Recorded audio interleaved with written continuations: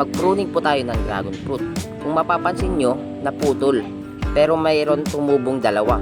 So ang gagawin natin, putulin natin ng isa para yung isa lang buhayin natin para lumaki. Tapos itali natin. Sa isang poste, 4 na matured cuttings yung tinatanim namin. Ang isang cuttings, pinapalaki namin hanggang umabot sa taas. Kung meron tumubo, tinatanggal namin para mag-focus yung nutrients sa mga sanga niya sa itaas para po mas lalong lumaki ang mga maibubungan ng mga dragon fruit. Yung mga napagtanggalan, pwede naman itanim kaso matagal bumuga compared sa matured cuttings na yung itatanim mo. Pwede po yan ipakain sa mga alagang kambing. Sa pagpili po ng matured na cuttings na pangtanim, piliin po natin yung napagbungaan na para po mas mabilis magbunga.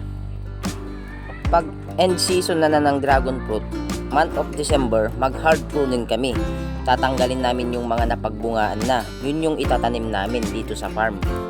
Bale, nag-start lang kami ng 10 poste.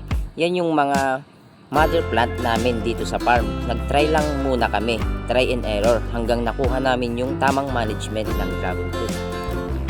Month of December, magtatanim kami ng madaming dragon fruit dito sa farm namin. Ngayon ay month of September. Madami pang oras para gumawa ng concrete na poste. Sa mga susunod na i-upload ko, gagawa kami ng concrete na poste. Kaya mag-follow or subscribe ka na sa aking channel para ma-share ko yung mga ginagawa namin dito sa farm, dito sa Santa Maria, Bulacan. Bukod sa dragon fruit farming, nagtatanim din kami ng kalamansi at nagsisimula sa tilapia farming. At gumagawa ako ng binhi ng kabuting saging at kung paano ito tanim. Sa pagbebenta pala ng kabuting saging na binhi, sa ngayon wala pa po.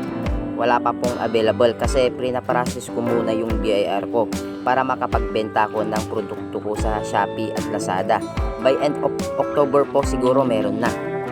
Matagal po akong hindi nakaka-upload ng video ko sa Facebook page at YouTube channel ko. Hayaan nyo, ibalik ko po yung mga pagbablog ko.